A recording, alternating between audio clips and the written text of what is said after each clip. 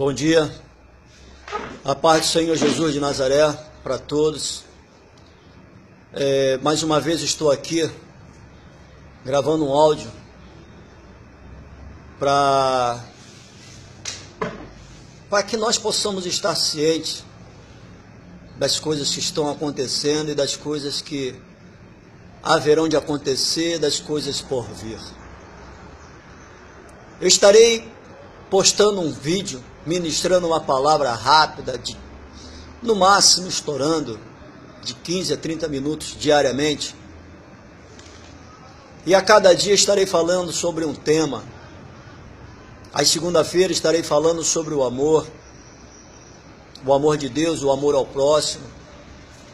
Às terça-feira estarei falando sobre o Espírito Santo, a respeito dos dons espirituais. Às quarta-feira estarei falando sobre santidade, a quinta, libertação. Às sextas, sobre missões. Sábado, sobre o verdadeiro adorador. E aos domingos, falando sobre a família.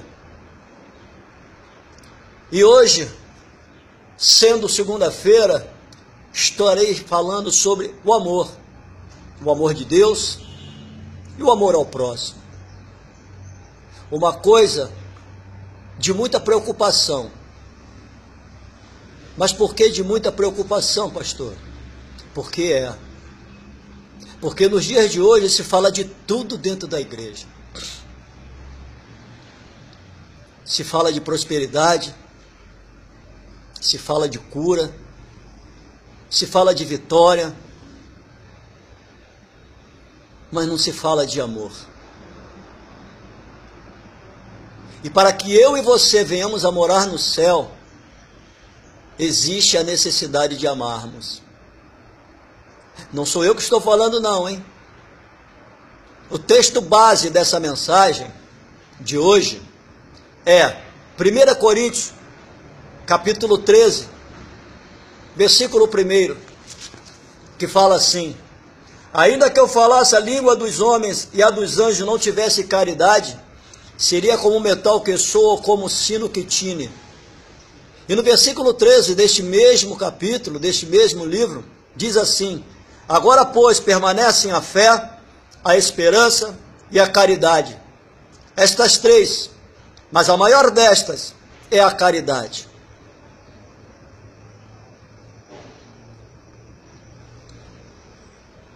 Jesus Cristo, ele veio à terra para nos mostrar, ele, não na figura humana, mas ele veio à terra para nos mostrar o verdadeiro sentido de amar. Mas como, pastor? Ele, quando vem à terra, na figura humana, uma das coisas primordiais que ele fala, ele diz assim: eu não vim revogar a lei, eu vim cumpri-la. Nele. E ele fala mais: um novo mandamento vos dou. Esse mandamento não que venha substituir os 10 mandamentos da lei de Moisés. Não é isso.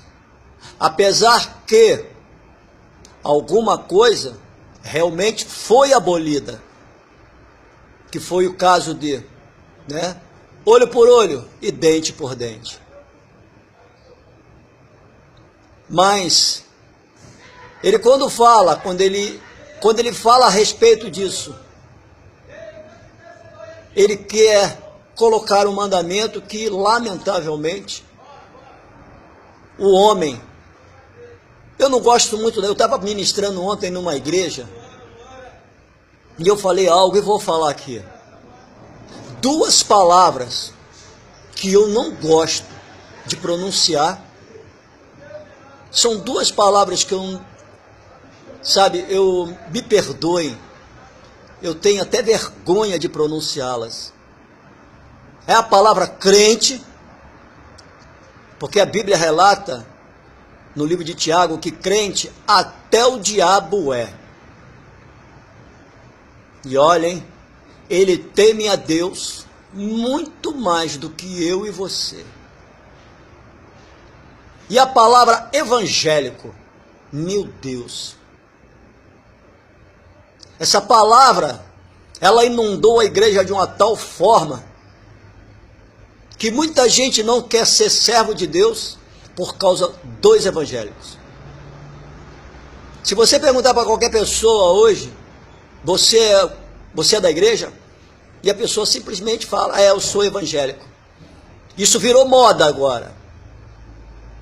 E muitas das vezes até mascando um chiclete, eu sou evangélico. Meu Deus. Mas eu não ouço ninguém dizer, eu sou filho. Eu não ouço ninguém dizer, eu sou servo. Eu não ouço ninguém dizer, eu sou amigo.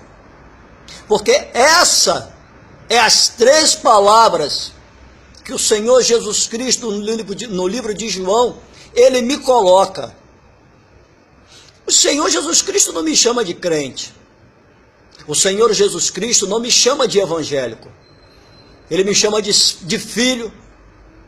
E ele viu que filho ainda era pouco. E ele me chama de servo. E servo também era pouco.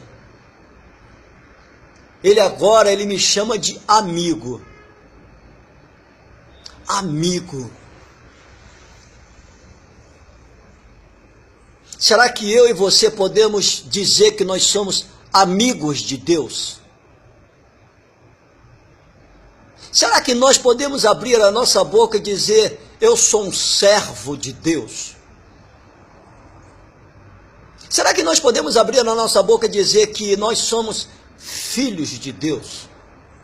Porque veja bem, o filho obedece ao seu pai e faz aquilo que o seu pai manda. O servo obedece o seu senhor e faz aquilo que o seu senhor manda. O amigo, ele quer fazer o melhor para o seu amigo. Ele quer deixar o seu amigo feliz. Ele quer amar o seu amigo. Ele quer emprestar o seu colo para o seu amigo. Ele quer emprestar o seu ombro para o seu amigo. Ele quer abraçar o seu amigo. Ele quer estender as mãos para o seu amigo. Mas o crente não faz isso. O evangélico não faz isso. Porque o crente e o evangélico quer ouvir apenas aquilo que lhe agrada, aquilo que massageia o seu ego. O crente e o evangélico, ele quer ouvir as coisas desse mundo, enquanto o filho, principalmente o Senhor Jesus, que é antes de todas as coisas, então a educação que ele nos passa não é uma educação de hoje, onde tudo pode, onde o errado é certo e o certo é errado. Ele já traz uma educação longínqua. Vou dar um exemplo. Eu tenho 55 anos e eu tenho uma educação que minha mãe me passou. Um grande legado que minha mãe me passou. Uma educação onde eu respeito as pessoas, onde tudo que eu peço por favor. E quando as pessoas me fazem aquilo que eu peço, eu agradeço. Eu posso entrar 200 vezes dentro da casa da minha mãe e eu peço a bênção, sua bênção, minha mãe. Eu não chamo ela de velha nem de coroa, eu não chamo ela de você, eu chamo ela de mãe ou mamãe. Eu não brigo com minha irmã, não brigo com os meus sobrinhos, não brigo com a minha filha, melhor dizendo, com as minhas filhas. E aí? Respeito os mais velhos, chamo de senhor, chamo de senhora. Eu não falo como eu vejo aí as pessoas, aquela mulher, aquele homem, coisa horrível, coisa feia.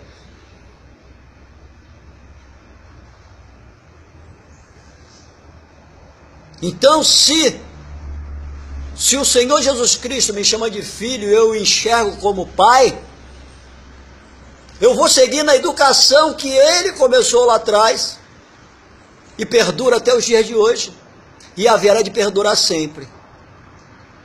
Respeito uns pelos outros, amor um pelos outros. Porque eu vou falar uma coisa para você: se eu, mesmo sendo um pastor, se eu não amar no meu semelhante, mesmo sendo um pastor, eu não vou morar no céu. Eu posso ministrar o melhor louvor, eu posso ministrar a melhor palavra, através do meu louvor, através da minha palavra, eu posso alcançar dezenas, centenas de milhares de pessoas, inúmeras centenas de pessoas possam vir a se converter. Eu posso impor as minhas mãos sobre várias pessoas e curá-las. Eu posso abrir trocentas igrejas, mas se eu não amar, eu não vou morar no céu. Isso é bíblico. Eu posso falar a língua dos homens, eu posso falar a língua dos anjos, se eu não tiver amor, se eu não amar, nada adianta. Ou seja, eu não vou ver a face de Deus. E como é que você tem vivido a sua vida com Jesus? Hoje essa maldita, porque para mim isso é maldito, essa maldita teologia da prosperidade, que isso é uma doença, isso é um câncer dentro da igreja. Essa maldita teologia da prosperidade está colocando entre o homem e o mundo, porque a teologia da prosperidade, isso é mundano. Ela coloca uma parede entre o coração do homem e o coração de Deus. A palavra de Deus, ela fala que a boca fala daquilo que o coração estiver cheio. Se você não abre a sua boca para dizer para o seu irmão ou para a sua irmã, para o seu semelhante em si, ou até mesmo para quem você não conhece, se você não abre a sua boca para dizer, eu te amo em Cristo Jesus, me perdoe, você está vazio.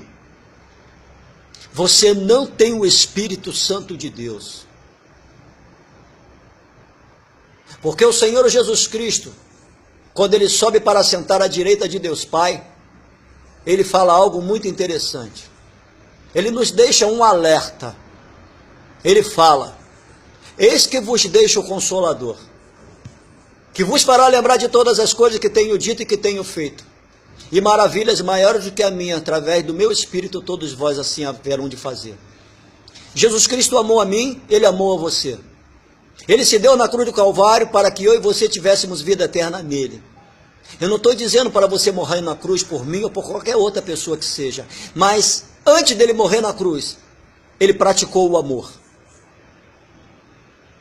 Ele praticou o amor, a palavra amor. Você tem praticado?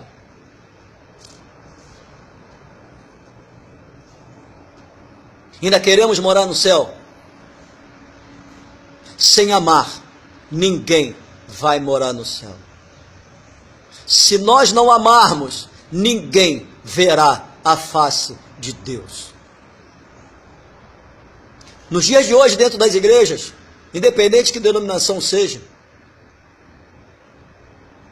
só se fala de prosperidade, vitória, causas impossíveis. Meu Deus, isso está acabando, está matando o Evangelho.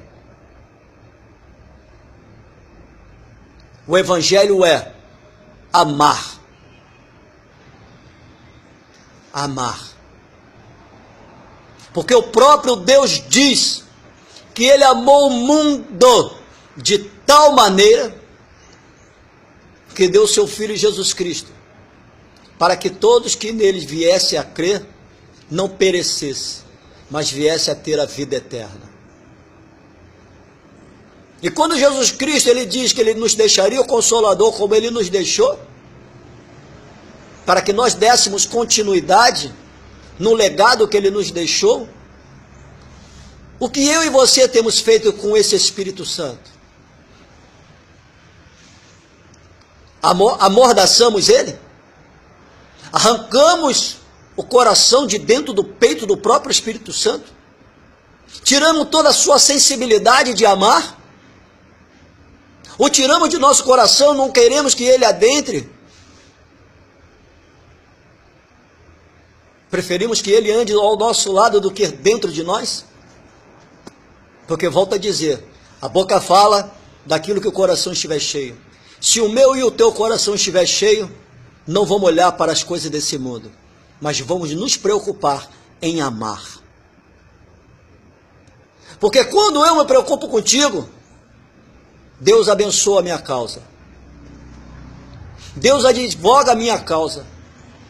Deus me faz próspero.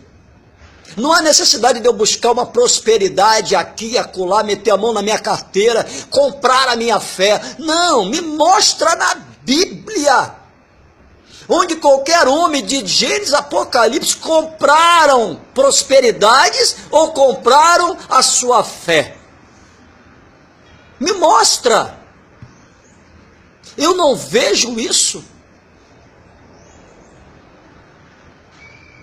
Veja bem, tem uma passagem na Bíblia que um jovem rico chega para Jesus e fala assim: o que eu tenho que fazer para herdar o reino dos céus? E o que Jesus fala para ele? Vende tudo que tu tem e dá aos pobres. E ele olhou para trás e ele viu que ele tinha muito dinheiro, que ele era muito rico. E não vendeu e não acompanhou o Senhor. A igreja do século 21 está desse jeito. Com seu coração neste mundo. O tesouro do homem hoje é esse mundo. E o Senhor Jesus Cristo, ele fala que aquele que é amigo desse mundo se constitui inimigo de Deus. 90% da igreja do século 21, aos olhos de Deus, é inimiga dele.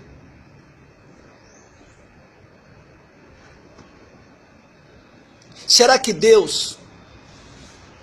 Olha, uma coisa que eu fico observando, uma coisa que eu fico pensando, que eu fico analisando.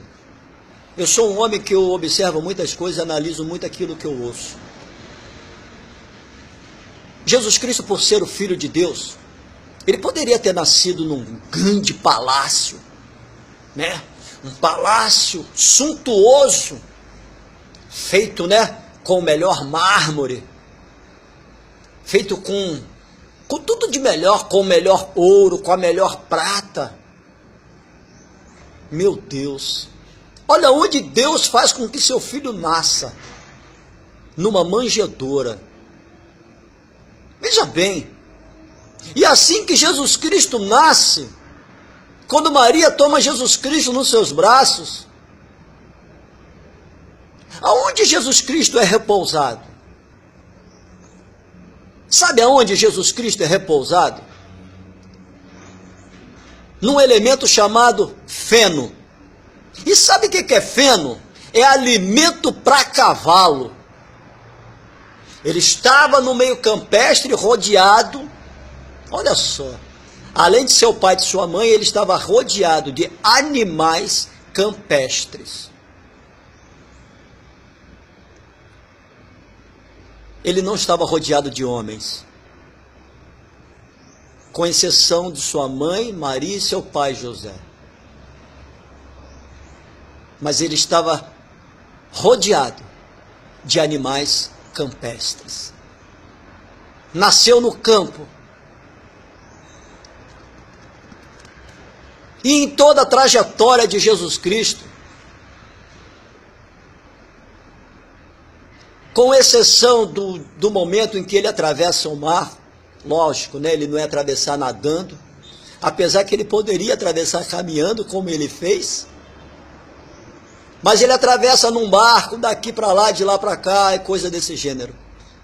Mas em todo momento que Jesus Cristo, nos 3 anos de seu ministério, ou anteriormente, né, que começou aos 30, eu não vejo em nenhum momento que o Senhor Jesus Cristo tira os seus pés do chão.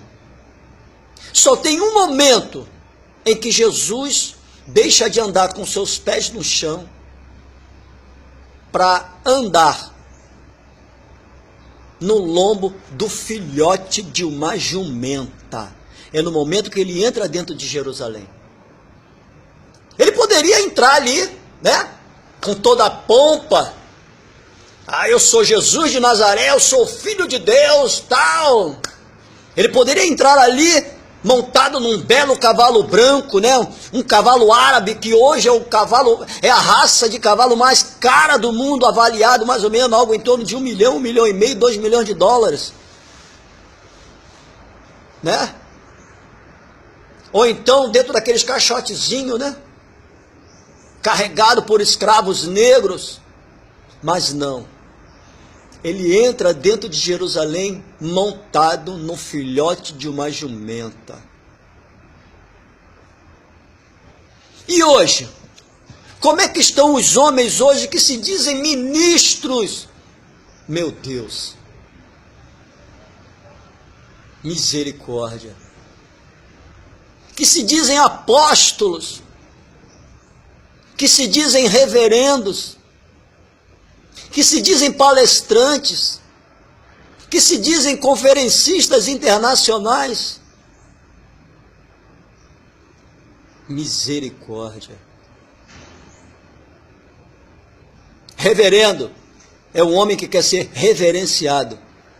Reverência só ao Senhor. Apóstolo, o próprio apóstolo Paulo, ele fala: eu, Paulo, o último dos apóstolos, chamado por Cristo, e ele se coloca como derradeiro. Apóstolo hoje, quem se auto-intitula apóstolo hoje, está fora da palavra. O ministério de apóstolo hoje não existe. Conferencista internacional, meu Deus, que palavra é essa? Me mostra essa palavra na Bíblia. Palestrante, me mostra essa palavra na Bíblia. Eu vejo na Bíblia, sim, os evangelistas, os pastores, os bispos, os diáconos. Eu vejo os mestres, os doutores. Aonde estão os mestres? Aonde estão os mestres? O pregador,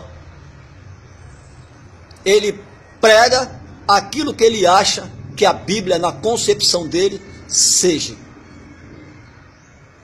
E o pregador não está nem aí para você. Ele quer fazer um show no púlpito das igrejas. Quer gritar igual uma histérica,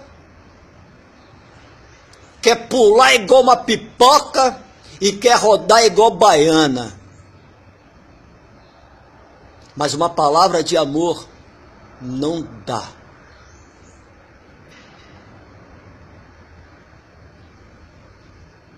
Aonde estão os mestres? Por que o Senhor Jesus Cristo, ele diz que meu povo erra porque ele falta conhecimento? O que é conhecimento? É o ensino da palavra. Não é simplesmente a palavra pregada, não, é a palavra ensinada. Porque eu só aprendo algo que me é ensinado. Uma palavra qualquer, eu não vou ter entendimento. Mas se me ensinarem uma palavra, lembra de Filipe e o eunuco? O que Filipe pergunta para aquele homem? Entendes o que lês? E o que o eunuco fala? Como eu posso entender se não tem quem me explique? Ou em outras Bíblias, dependendo da tradução, que me ensine. E a Bíblia relata que Filipe subiu naquela carruagem e ensinou, explicou ao eunuco. E estava na passagem de Isaías. Ele entendeu, assimilou o ensino e fez uma pergunta a Filipe: o que me impede de eu ser batizado? Por que ele fez aquela pergunta? Porque ele recebeu o ensinamento do batismo. E Filipe diz para ele: nada. E eles desceram da carruagem e o eunuco foi batizado. E dali Deus levou Filipe para um outro lugar. E hoje, você sabe o que é amar? Ou você canta aqueles, Deus que me perdoe, eu também, é outra coisa que eu não gosto, são corinhos. Eu já prestei atenção nas letras dos corinhos. Me mostra adoração nos corinhos. Me mostra.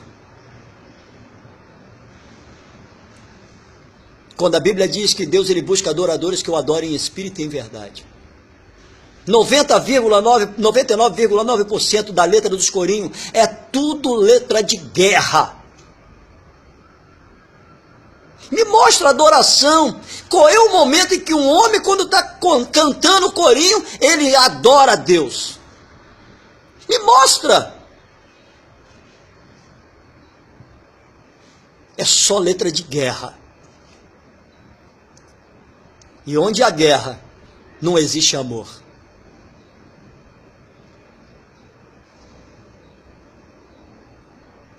E aí? O que você tem aprendido? O que você tem buscado? Você tem amado?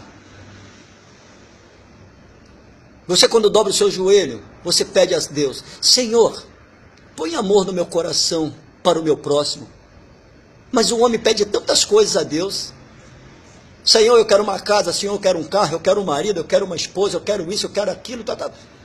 Mas você pede: Senhor, eu quero morar no céu. Eu quero ver a tua glória, eu quero ver a tua face. Põe amor no meu coração, para eu poder amar não somente a ti, mas também amar o meu semelhante. Faça uma retrospectiva da sua vida. Será que esse é o evangelho verdadeiro que nós temos vivido? Será que verdadeiramente é esse evangelho que o Senhor Jesus Cristo nos deixou para viver? Esse evangelho de prosperidade, esse evangelho de casos impossíveis, esse evangelho de vitória. Será que é esse evangelho que Deus deixou para nós vivermos? Ou o evangelho de amor?